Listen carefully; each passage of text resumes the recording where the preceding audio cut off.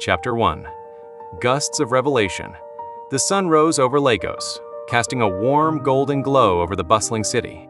Ada Komolafe pulled herself out of bed, rubbing her eyes as the remnants of an unusual dream flickered in and out of focus. In her mind's eye, she could still see storm clouds swirling, framed by flashes of lightning that danced like wild spirits in the sky. And then, along with the thunder, a name resonated Oya. This wasn't the first time she had dreamed of goddesses and fierce storms, but it felt different this time, like a whispered secret begging to be understood. Shaking off the lingering fog of sleep, she headed to the small kitchen of her apartment to prepare for the day ahead. As a tech expert for a fast-growing startup in Lagos, Ada was used to the pulse of innovation and the rush of deadlines.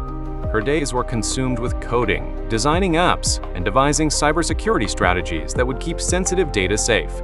But as she brewed her coffee, a sense of unease settled in her chest. She looked out the window at the bustling street below, busy with motorbikes and vendors, a city alive with energy. After finishing her coffee, she felt an irresistible urge to rummage through her belongings. Among the cherished trinkets of her childhood, she unearthed a small, intricately designed pendant.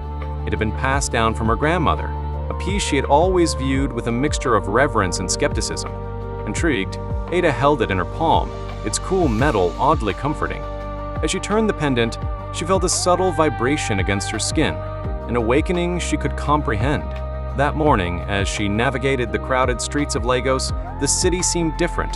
The air was thick with energy, an electric sensation that caused her heart to race. As she approached her office, a sudden gust swept through, tossing back her hair and sending papers flying from a nearby vendor stand. Surprised, she reached out and instinctively felt the wind shift. To her astonishment, the breeze calmed as she concentrated, a wave of control surging within her. "It's the heat," she muttered under her breath, dismissing the strange phenomenon. Yet the experience only kindled her curiosity about the pendant. At work, she found herself distracted, thoughts drifting back to Oya and the stormy images from her dream. Connecting the dots felt futile. Yet an undeniable urge to explore this frightening new reality overtook her. After hours of brainstorming with her team, the day dragged on. As the sun began to set and the city transitioned from golden hues to shades of twilight, Ada stepped outside to clear her mind. The wind still echoed in her ears, as if beckoning her to reflect on her grandmother's stories of their ancestry. Suddenly, a sharp skirmish erupted a few blocks away, two men arguing. Compelled by an instinct she didn't fully understand, Ada rushed toward the commotion.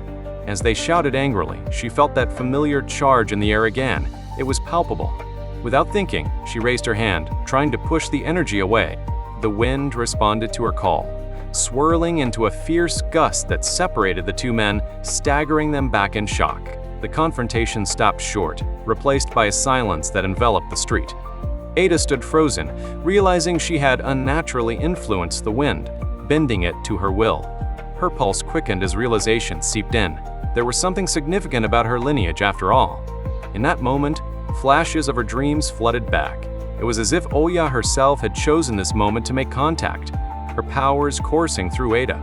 Feeling both terrified and exhilarated, Ada stumbled back, the pendant around her neck warm and glowing faintly, confirming the connection she desperately sought to understand. That night, as she fell into an uneasy sleep, the sky outside darkened, and the winds howled a prelude to a revelation that would shatter her understanding of reality. Who was Ada, really? And what ancient legacy had she stumbled upon? The answers lay out there, tangled in the winds of thunder. With her heart racing, she steeled herself for the journey ahead. This was just the beginning, and the realms of technology and divinity were about to collide, revealing the layers of her true identity.